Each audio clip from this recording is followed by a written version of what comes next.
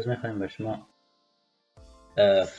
یاد بدیم که چه قسم میتوانیم صفحه آتوکد همین چیزی که ما رسم کردیم او را به PDF تبدیل کنیم. یکی از روش های PDF تبدیل کردن اوی است که میریم به قسمت پرینت، بعدا گزینه پرینت پلات را انتخاب میکنیم، بعدا در قسمت بالا نام هر چیزی که بود به حساب میگذاریم سرش، بعدا در قسمت نیم در اینجا میایم DWG to print انتخاب میکنیم، بعدا میایم در اینجا ورق خود، مثلا در کدام ورق A3 A4 A2 A1 هر چیزی که خواسته باشیم، ولی ما فعلا A3 انتخاب کنیم.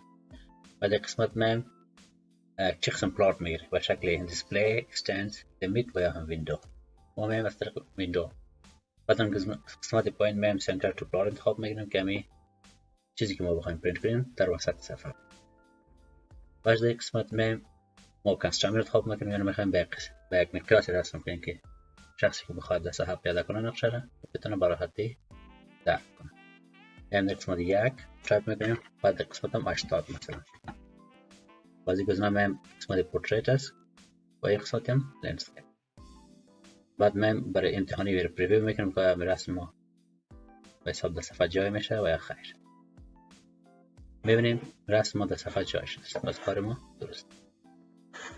میایم در قسمت اوکی کلیک میکنیم، میایم در هر جای خواسته باشه میخوایم میتونیم را سیو کنیم. مثلا ما میخوایم در قسمت دسکتاپ اینجا سیو کنیم، برام دراپینگ سیو.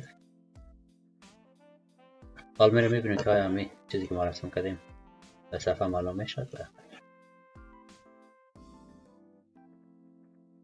بله میبینیم که رسم ما به صورت درست 1 به نسبت 8 رسم شد.